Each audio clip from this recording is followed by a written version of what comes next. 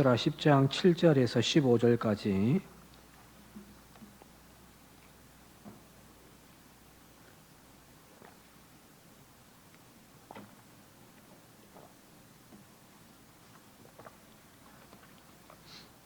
에스라 10장 7절에서 15절까지 한 절씩 교독하겠습니다. 유다와 예루살렘에 사로잡혔던 자들의 자손들에게 공포하기를 너희는 예루살렘으로 모이라.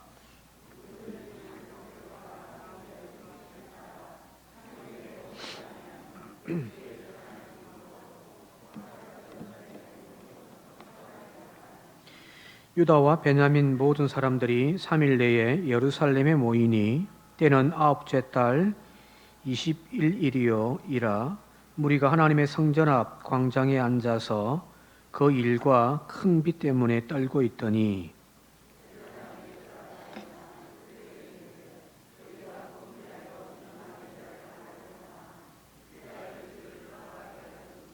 이제 너희 조상들의 하나님 앞에서 죄를 자복하고 그들의 뜻대로 행하여 그의 뜻대로 행하여 그 지방 사람들과 이방 여인을 끊어 버리라 하니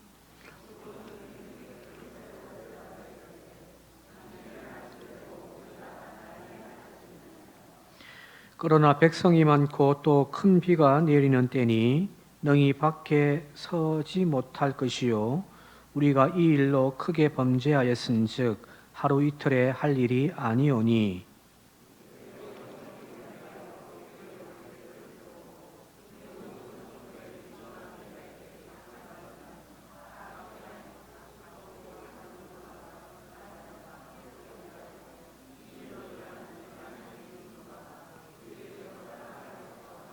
함께 읽겠습니다. 오직 아사헬의 아들 요나단과 디가워의 아들 야스야가 일어나 그 일을 반대하고 무슬람과 레위 사람 삽부대가 그들을 돕더라. 아멘. 절망 중에 있던 에스라를 많은 무리들이 함께 동참해서 그에게 힘을 북돋아주고 소망을 풀어 넣어주죠, 그죠? 이제 주저앉아있던 에스라가 다시금 이제 일었습니다. 그리고 함께 있던 무리들과 함께 성전으로 들어가서 금식하며 하나님 앞에 뜻을 세우게 되었습니다. 그래서 유대인들을 소집하는 거예요. 예루살렘에 소집해서 예루살렘 총회를 가지자는 거예요. 지금 교회가 이라지 크게 어려움이 있는데 이대로는 안 된다. 전 교회는 다 모이시오. 라고 이제 선포한 겁니다. 그래서 8절에 보게 되어지니까 8절에 누구든지 방백들과 장로들의 훈시를 따라 3일 내에 오지 아니하면 그의 재산을 정몰하고 사로잡혔던 자의 모임에서 쫓아내리라. 3일 안에 다 모이라. 그러니까 3일 뒤에 여호와의 총회를 가지려고 하니까 다 모이라는 거예요. 오지 않으면 재산을 다 몰수하고 또 이스라엘의 총회에서 그를 쫓아내 버리겠다는 거예요. 어마무시한 이야기죠, 그죠? 재산을 뺏어가는 것도 그 무서운 일이지만 그보다 더 무서운 것이 바로 여기 포로 귀환하여 이루고 있는 유대 공동체에서 그를 쫓아내 버리겠다라는 거거든요. 오늘날로 이야기하면 출교죠. 출교입니다. 어마무시한 벌입니다. 각 교단별로 뭐 총회 헌법들이 다 있습니다만은 그 헌법에 공통적으로 어떤 그 권징에 대한 내용들, 죄를 범한 사람에 대해서 이제 벌을 내리는 그 권징에 대한 것들이 거의 비슷한 수준인데 우리 교단 같은 경우 장로교 같은 경우는 총 4개로 되어 있습니다. 벌을 내리는데 4개가 있어요. 첫 번째가 권계예요. 권계, 가장 가벼운 징벌이죠. 그래서 그 죄에 대하여서 다시금 범죄하지 않도록 경고하고 권면하는 거예요. 누가 교회에 큰 문제를 일으켰어요. 그랬을 때 이제 당회가 불러가지고 그에게 이제 당회장으로서 또 당회의 이름으로 이제 권면하는 거죠. 이런 것은 문제니까 다시는 이런 일 범죄하지 않도록 하십시오라고 이렇게 경고를 주는 거죠. 이게 이제 첫 번째 권계예요. 두 번째는 견책이에요. 이제 권고는 말로 이렇게 이제 권면하는 거죠, 경고하고죠. 근데 이제 견책은 스스로 근심하여 회개하도록 하는 거예요. 스스로 회개하도록 하되 조건이 있습니다. 그 일정 기간 동안 이 당사자에게 교회 회원권을, 교인의 권리를 중지시켜 버립니다. 예를 들면 이제 공동의회면 거죠. 모든 세례교인 이상들은 다 그 회원권을 다 가지고 있잖아요. 발언도 할 수 있고 표결도 할 수 있단 말이에요. 근데 이제 이 견책을 받게 되어지면은 1년 동안 견책이 되면은 공동의회에 참석을 할 수가 없죠. 왜? 회원권이 정지가 되어 버린단 말이에요. 예를 들어서 재직들이에요. 집사, 권사. 그런 분들이 이제 뭔가 잘못해서 이제 견책을 받게 되어지면은 재직회 회원권을 이제 중지시켜 버리는 거죠. 그 다음에 이제 수찬정지예요. 수찬정지는 뭐냐면은 성만찬 하는데 성만찬을 받을 수 없단 말이에요. 성찬에 참여하지를 못합니다. 이거는 중한벌이에요. 단지 그냥 성찬을 못 받는다 정도가 아니라, 성찬을 못 받는다는 말은 무슨 말이냐면은 하나님, 예수 그리스도의 몸과 피를 받을 자격이 없다라는 거예요. 큰 죄를 지어서 하나님의 몸과 그 피를, 떡과 살을, 그리고 포도주를 받을 자격이 없다. 이게 그리스도와의 관계가 단절되어진 거죠. 그죠? 이거는 영적으로 따지면 어마무시한 거잖아요. 수찬정지. 그 다음에 이제 마지막으로 가장 큰 징벌이 뭐냐면은 바로 출교입니다. 회원권을 박탈하고요. 이거 모든 공예배나 모임에 참여를 금지시켜 버리고요. 그리고 성도와의 교제를 단절시켜 버립니다. 그래서 누군가를 출교시킬 때에는 교인들에게 엄히 명합니다. 그 사람과 교제하지 마십시오. 그 사람은 교회에 출입도 할 수가 없습니다. 이 말은 그리스도 밖으로 추방해 내버리는 거잖아요. 출교란 말이 교회 단속이 못 나온다. 그게 아니라. 근데 지금 이제 현실적으로는 교회가 개교회주의가 되어져 버려가지고, 개신교 같은 경우는 개교회가 되어 보니까 여기서 출교시켜 버려도 다른 교회 가면 그만이잖아요. 이 효력이 사실은 없는데, 그러나 출교한단 말은 가장 무서운 벌이에요. 하나님의 은혜의 장중에서 구원의 테두리에서 이렇게 이제 쫓겨나 버리는 거니까 가장 무서운 벌입니다. 여기 지금 에스라가 뭐라고 이야기하냐면은 3일 내로 오지 않으면 재산을 다 정벌하고 다 빼앗아 버리고 사로잡힌 자의 모임, 총회에서 쫓아내 버릴 거야. 출교시켜 버릴 거야. 어마무시한 경고죠, 그죠?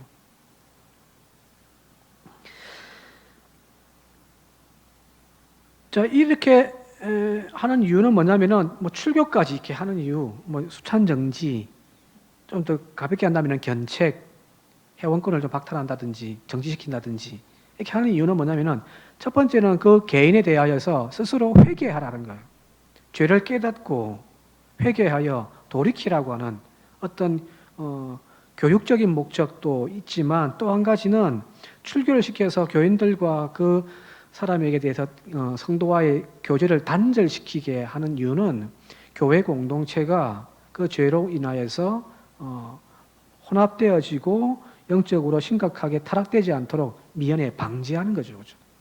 그래서 이런 출교까지 나게 되어지면 재판까지 하는 게 사실은요.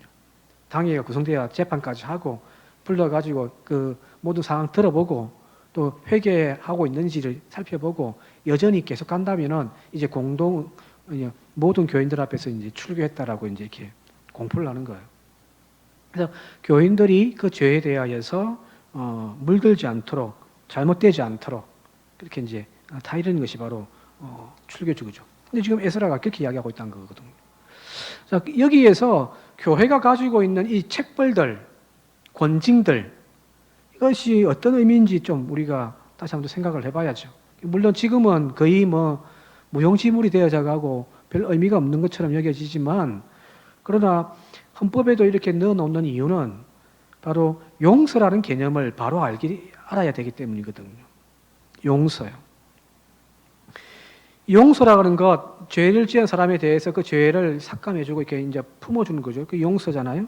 그 용서는 언제나 공의가 기반되어졌을 때 가치 있는 거란 말이에요. 예, 용서는 공의. 잘한 사람에게는 상을 주고 못한 사람에게는 벌을 주는 이 공의. 이것 토대 위에서 제대로 행하여질 때 용서가 의미가 있다는 거예요. 모든 문제를 그냥 덮어두고 눈 감아주는 것, 그게 용서가 아니란 말이에요. 지금 교회가 문제가 있단 말이에요. 예를 들면 가까운 어떤 교회는 재정부 회계 담당하는 분이 교회 몇 년 동안, 4, 5년 동안 교회 재정을 조금씩 해가지고 한 그 1억 가까운 돈을 횡령을 해버려요. 거기 이제 어떻게 우연한 기회에 발견돼 가지고 이제 하는데, 자, 어떻게 해야 돼요? 교인들 중에 그런 말을 하는 사람이 있죠. 교회가 어떻게 매섭게 벌을 주고 하냐. 품어주고 용서해 주자. 그죠? 교회는 그리스도의 사랑으로 용서하고 품어주는 공동체잖아요. 그 말이 틀린 말은 아니죠. 그죠? 그러나 분명한 것은 그냥 덮어두고 눈 감아주는 것만이 용서가 아니란 말이에요. 그게 하나님의 사랑이 아니란 말이거든요. 잘못된 것에 대해서 정확하게 지적하고 그에 따르는 벌을 주는 거예요. 이게 공의죠. 그죠?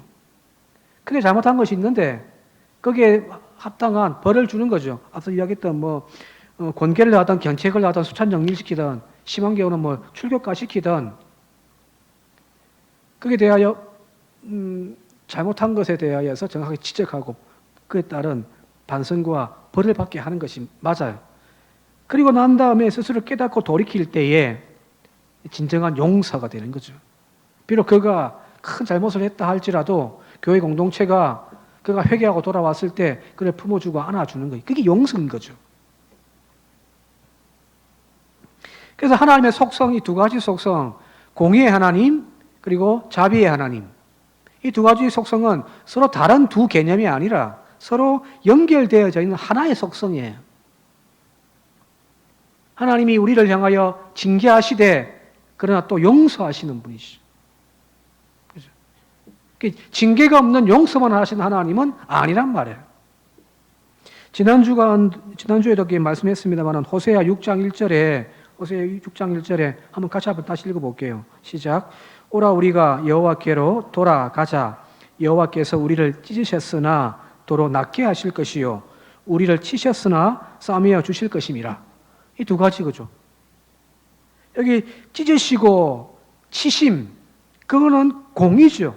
잘못했으니까 하나님이 진노하여 벌을 내리는 거죠. 때리신단 말이에요. 치신단 말이거든요. 그럼에도 불구하고 하나님은 도로 낫게 하시고 또 그를 싸매어 주시는, 그게 바로 자비와 용서인 거죠. 하나님의 속성은 이 두 가지가 함께 가는 거예요. 교회가 이게 함께 해야 되는 거예요. 오늘날 교인들이 수준이 자꾸 떨어지는 이유가 여기 있지 않을까 하는 거예요.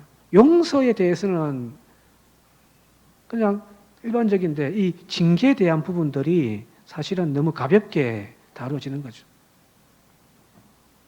이제 목사님 저도 막 엄하게 머럭하고 해야 되는데 착해가지고죠. 물어나지도 못하고. 이 두 개가 조화롭게 가는 겁니다. 그죠? 벌을 내리되 그러나 그 때린 것에 대하여 다시금 상처를 아며주고 싸매어주는 그런 교회가 건강한 교회죠. 9절 계속해서 한번 넘어가도록 하겠습니다. 사님 만에 오라, 안 오면 출교시켜버린다 했더니 사람들이 다 모였어요. 9절 함께 읽어보겠습니다. 시작. 유다와 베냐민 모든 사람들이 3일 내에 예루살렘에 모이니 때는 9째 달 21일이라 무리가 하나님의 성전 앞 광장에 앉아서 이 일과 큰 비 때문에 떨고 있더라. 다 모였어요. 3일 동안. 근데 여기 9째 달 21일이라고 되어 있는데 유대교로 9째 달이면은 거의 11월 달 중순 이쯤이 되거든요. 11월 달 중순에서 12월 이 사이에 오늘날로 따지면 팔레스타인 가나안 땅, 이 팔레스타인 땅에도 여러분들 봄, 여름, 가을, 겨울이 다 있습니다. 중동이지만 겨울에도 막 눈도 내리고요, 폭설도 내리고 한단 말이에요. 근데 이 아까 11월 말경이나 12월 초쯤에 이때쯤이니까 우리를 따지면 겨울이죠, 그죠? 근데 우리와 날씨가 조금 다른 게 뭐냐면은 우리는 겨울에는 눈이 오지만은 그죠? 여기는 이 10월 하순부터 이듬해 거의 한 3월 초나 2월 말까지 이 기간이 이제 겨울 기간인데 이 기간이 바로 우기입니다. 우기. 그 지형 자체가 이제 3월 넘어가면은 이제 비가 안 와요. 건기예요. 그냥 비가 와도 그냥 뚝뚝뚝 몇 방울 떨어져요. 그러니까 1년에 거의 모든 비가 이 겨울에 우기 때 비가 왕창 내린단 말이거든요. 자, 여기 예루살렘 1년 강수량이 660ml라고 하는데 이게 이제 거의 이제 이 우기 때 겨울에 이제 왕창 내리는 거죠. 그리고 예루살렘의 1월 달 대략 이때쯤에 낮 최고 기온이 한 12도, 그리고 이제 밤 최저 기온이 한 5.5도 정도, 평균 기온이 그 정도 된다고 한단 말이에요. 겨울에.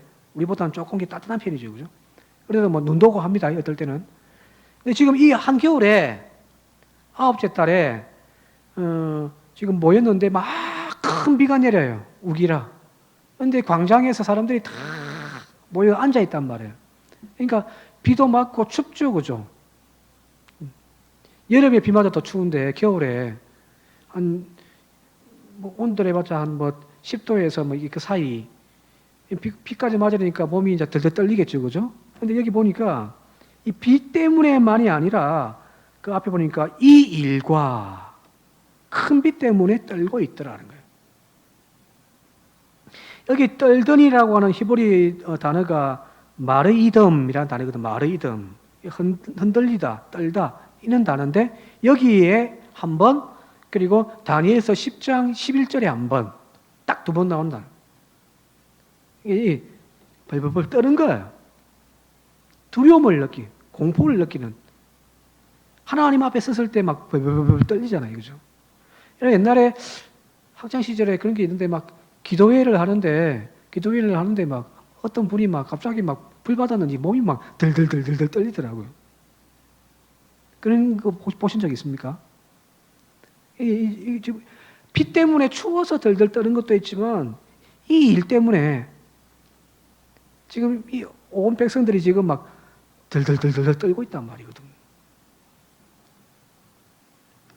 여기 떨고 있더라. 이 단어가 오늘 우리에게 좀 다시 한 번 더 곱씹어 봐야 할 단어가 아닌가라는 거예요.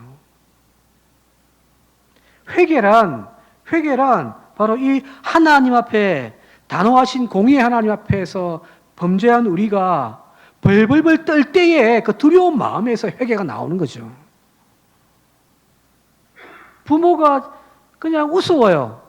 늘 잔소리만 하니까 이제 부모가 우스운 존재가 되어졌어요. 그러면 부모가 화를 내면서 막 뭔 이야기해도 아이가 떱니까? 그냥 콧방귀만 펑펑 끼고 있죠, 그죠? 이렇게 부모의 말을 귀뚱으로 알아듣는단 말이에요. 그러면 그 아이에게 아무런 도움이 안 되잖아요, 그죠? 회개란, 변화란 이 떨림에서 시작되는 거예요, 사실은요. 신앙도 마찬가지예요. 20세기 초에 그 유명한 루돌프 오토라고 하는 신학자가 있는데 이 사람이 적었던 성스러움이라는 책이 있습니다. 이 책이 굉장히 유명한 책이에요. 여기 보면은 뭐가 있냐면은 이 누미노제라고 하는 단어를 소개하는데 누미노제.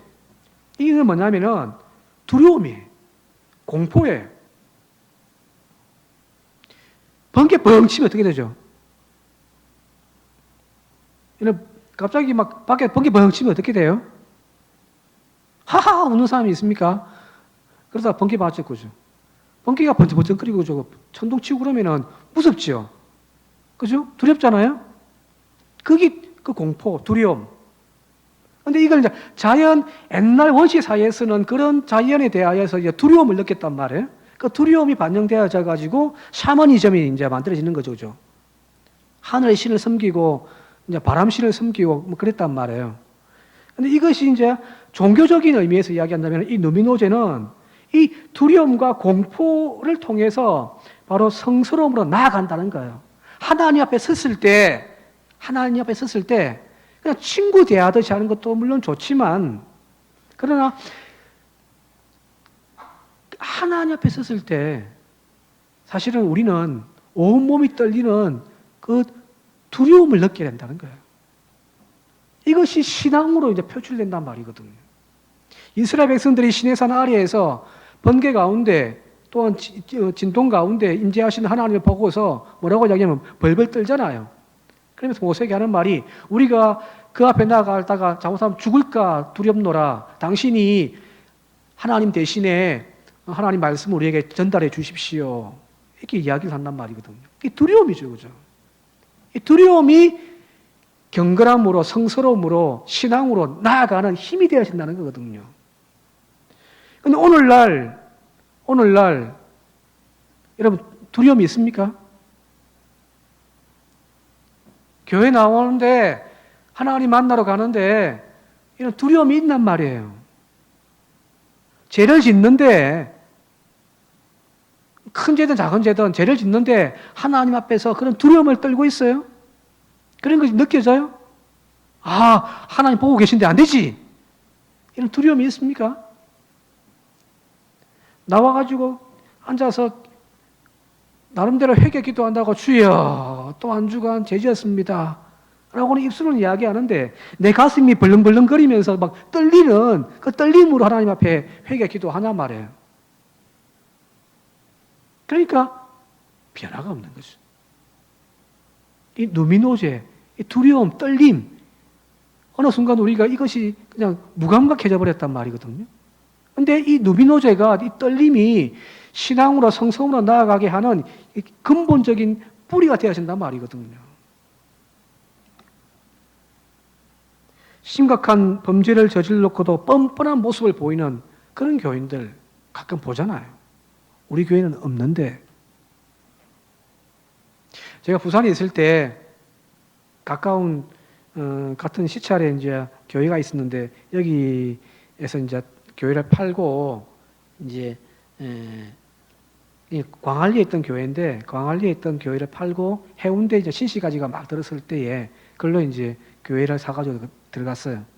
이제 지하에다가, 상가 지하에다 사고 돈이 좀 남으니까 그것 가지고 뭐 했냐면은 저 해운대 쪽에, 해운대 저 이제 군부대 가까이 있는 그 산에다가 이제 땅을 샀어요. 교회에 남는 돈 가지고. 이거 모든 일들은 이제 그 교회 장로님이 하셨거든요. 근데 나중에 시간이 한참 지나가가지고 이제 그쪽 땅이 재개발되어져 가지고 아파트가 다 들어서 버렸습니다. 땅값이 막 폭등했겠죠, 그죠? 근데 이 장로님이 땅을 계약할 때에 교회 이름으로 안 하고 본인 이름으로 했거든요. 본인 이름으로. 근데 교회에서 그거 내놓으라니까 내놓겠습니까? 내놔야죠. 근데 꼭 쥐고 안 내놓는. 그래서 뭐 시찰회가 관여하고 막 노회가 관여하고 해도 어쩔 수 없이 안 내놓으니까 어떻게 하냐면 그냥 얼마에 그냥 돈을 교회에다가 주고 당신이 갖고 가시오. 근데 얼마 안 되는 돈 교회 내고 가져가 버렸습니다. 근데 이 양반이 노회에서도 활동하고요. 총회 가면은요. 총회 활동 다 했어요. 범죄함에도 불구하고 이 양심이 화인 맞은 양심이 되어버리는 거죠.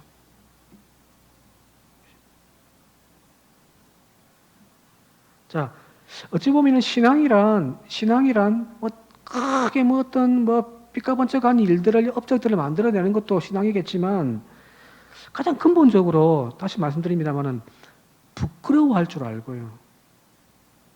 하나님 앞에 두려워할 줄 아는 그 마음을 회복하는 것이 지금 중요한 것이 아닐까라는 거예요. 회개는 이 두려워하는 마음에서부터 시작되어지거든요.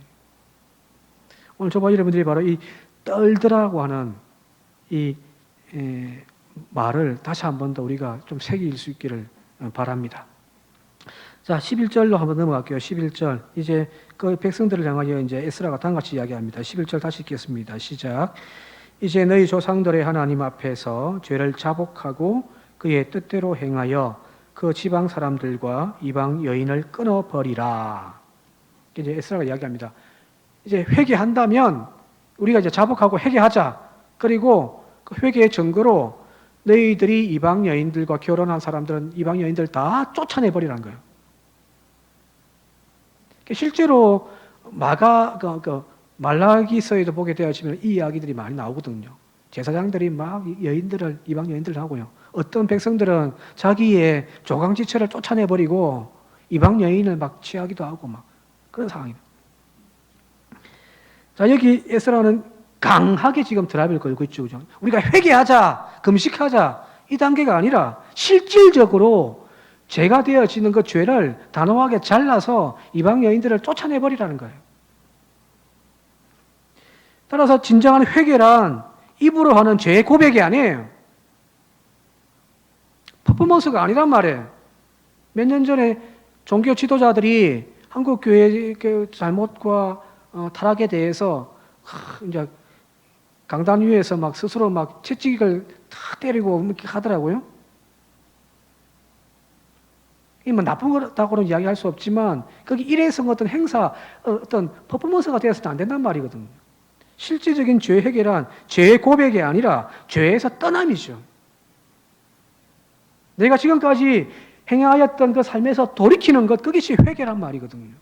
지금 에스라고 백성들에게 요구하는 것이 그거예요. 자복하고 회개하자가 아니라 끊어내란 말이에요.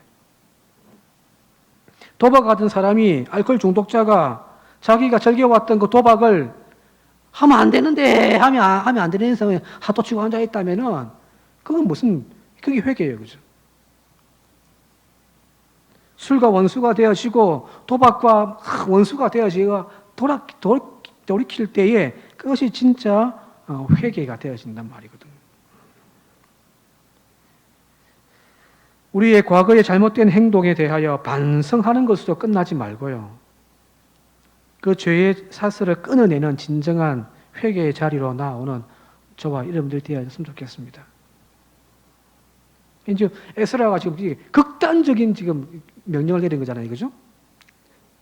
극단적으로 가는 거예요. 다 끊어. 왜 그러냐면 지금 이스라엘 공동체가 에스라 눈에 봤을 때 지금 생사의 기로에 놓여 있는 환자라고 판단했기 때문에 응급실에 환자가 들어오는데 어떻게 해야 되죠? 지금 막 숨이 꼴딱꼴딱 넘어가고 있는 상태라면요. 응급처치를 해야 될 거 아니에요, 그죠? 그죠?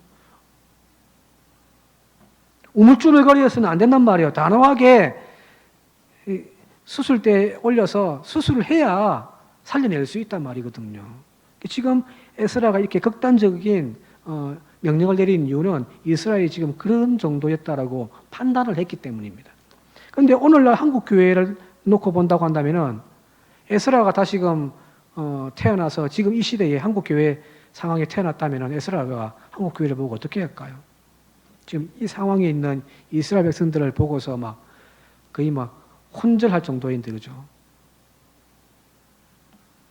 주전자가 충격받았고 그랬잖아요. 한국 교회를 아마 에스라가 봤으면은 거의 혼수 상태에 들어갔을 것 같습니다.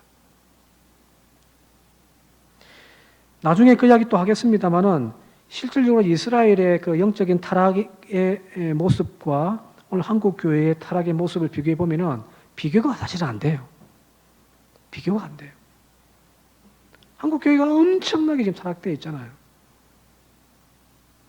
물질주의, 자본주의, 권위주의, 성적으로 타락되어 있고요. 자, 지금 이 상태의 한국 교회라고 한다면은 어떻게 해야 될까요? 조금씩 시간을 두고 고쳐 나가면 될까요? 아니에요. 지금은 응급 상황입니다. 단지 빗질 몇 번 하고 물 걸레로 닦아내는 청소 수준이 아니라 대대적인 수술이 필요한 시점이 지금 한국 교회에 와 있단 말이에요. 이 시기를 그냥 방기하면은 놓쳐버리면 결국에는 손 쓸 수 없게 되어져 버리는 거예요. 지금이 어찌 보면 하나님이 우리에게 주시는 기회입니다. 다시금 고침받을 수 있는. 자, 이런 상황에 지금 한국 교회라고 한다면은 여러분들 이전처럼 신앙생활 지속해서는 안 돼요. 지금 우리가 해왔던 식으로 신앙생활 하면은 안 된단 말이에요. 결단이 필요한 때입니다. 잘못된 거 끊어내고 새롭게 리빌딩해서 세워가려고 하는 결단이 없다고 한다면은 한국교회는 희망이 없는 거죠. 그러나 내가 여기 있는 것처럼 큰 소리로 백성들이 우리가 그렇게 하겠습니다. 서로 결단하고 잘라내고 하는 그 몸부림을 통하여서 나중에 이스라엘 백성들이 다시금 이제 새롭게 재건되어 태어나거든요. 우리 교회가, 한국 교회가 바로 그런 교회가 되었으면 좋겠습니다. 자, 이 이야기를 하고 난 다음에 이제 백성들의 지도자들이 에스라에게 몇 가지를 요청합니다. 지금 비는 주룩주룩 오죠. 추위 들들 떨고 있죠. 이것이 이제 조사한다고 하는데, 끌어내라고 하는데, 누가 뭐 안위를 삼았는지도 알 수도 없고, 그죠. 그래서 이제 지도자들이 뭐라고 이야기하면, 이건 금방 할 문제는 아니니까, 몇 명을 세워서, 그러니까 조사위원회를 세워서 조금 시간을 두고 좀, 우리가 이 일을 좀 처리합시다. 건의를 해서 이제 그렇게 진행하는데 16절과 17절에 한번 볼게요. 16절, 17절 함께 읽겠습니다. 시작. 사로잡혔던 자들의 자손이 그대로 한지라 제사장 에스라가 그 종족을 따라 각각 지명된 족장들 몇 사람을 선임하고 열째 달 초하루에 앉아 이 일을 조사하여 첫째 달 초하루에 이르러 이방 여인을 아내로 맞이한 자의 일 조사하기를 마치니라. 이제 석 달 걸렸어요. 조사위원회가 구성되어 가지고 이제 사람들 불러 모아놓고 이제 전수조사하는 거예요. 김씨, 박씨, 아무개 집에 살펴보고 아내가 있는지 없는지 다 전수조사를 했단 말이에요. 석 달 조사했더니 이방인을 아내로 맞이했던 사람들의 명단이 이제 뒤에 쭉 나와요. 18절부터. 여기 보면은 그 명단에 이름은 그냥 뭐 이름 집에 가서 한번 읽어보시고요. 총 다 합치니까 113명이 나와요. 113명. 그런데 종교 지도자들이 27명이에요. 대제사장 가문에서 4명이 이방 안위를 삼았고요. 제사장 가문에서 13명, 레위 사람과 노래하는 사람들이 레위인들이 10명이에요. 도합해서 27명이 113명 중에 27명이 이방 여인을 아내로 삼았고 일반 백성들은 86명이 아내를 삼았더라는 거예요. 자, 2장에 가면은 1차 포로기 교회 안에 돌아온 사람의 숫자가 42,600명 정도 돼요. 42,000명이라고 합시다, 그냥. 42,000명 정도 되는데, 여기 113명이면은 몇 프로일까요? 이제, 계산이 이제, 저도 이제 계산기 두들겨 봤거든요. 두들겨 보니까 42,000명의 무리들 중에서 여기 113명의 숫자는 겨우 0.2%밖에 안 돼요.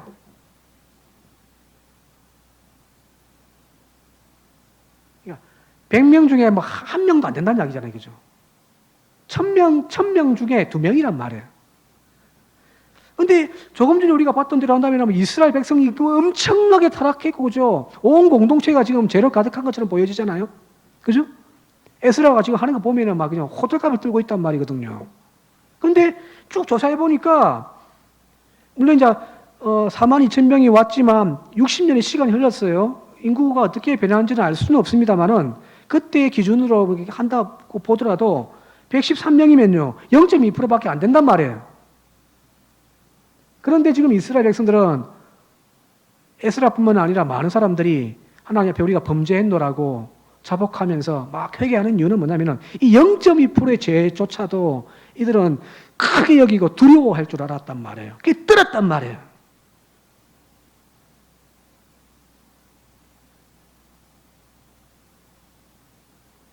이게 중요한 것이 아닐까 싶습니다. 작은 것 하나에도 숫자가 크든 작든 그것 죄 하나에도 그것이 하나님이 정말 싫어요. 우리 스스로를 병들게 만드는 그 어떤 큰 독이라고 한다면은 독이 뭐 몇 프로가 중요합니까, 그죠? 한 방울 먹어도 사고가 나는 것이 독 아닌가요? 그걸 무서워할 줄 알았단 말이거든요. 또 한 가지는 여기 보니까 113명 중에 아까 종교 지도자들, 대제사장 가문, 제사장 가문, 레위인들이 27명이라고 했잖아요, 이거죠. 113명이 27명이면은 몇 프로가 되냐면은 전체 중에서 24%예요. 4명 중에 1명이란 말이에요. 이게 심각한 거죠. 종교 지도자들이, 영적인 지도자들이 오히려 더 솔선수범해가지고 하나님의 법이 아닌 하나님이 금지하신 이방의 여인들을 안에 삼아가지고 지금 혹은 허헉거리면서 막 즐겨 앉아있더란 말이에요. 4분의 1.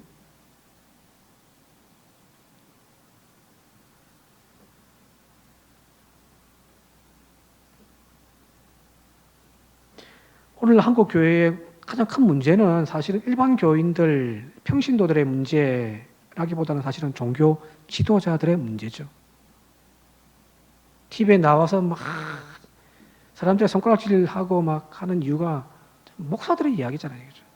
돈에 눈독 들어있고 성적으로 타락해 있고 권력의 자리에 막 쫓아다니는,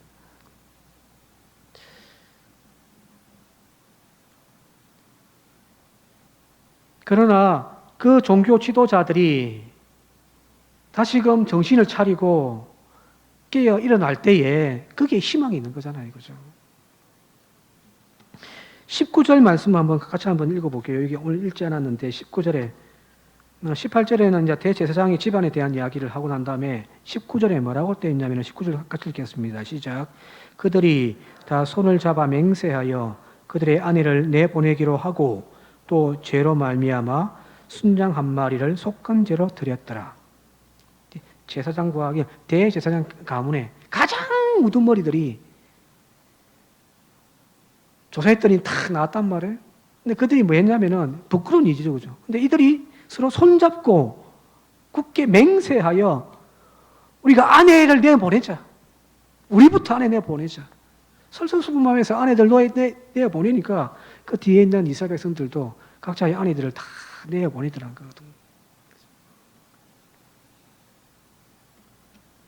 사실은 쉬운 것이 아니죠.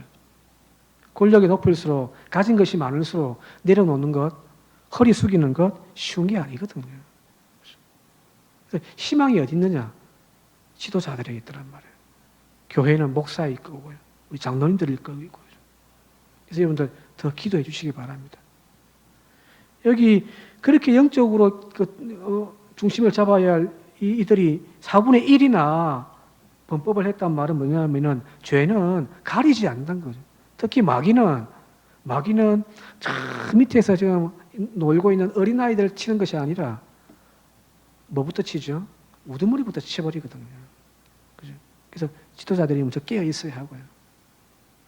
또 그렇게 지도자들이 바른 말씀으로 믿음으로 나아갈 수 있도록 교회가 함께 응원하고 기도해 주는 게 필요하잖아요.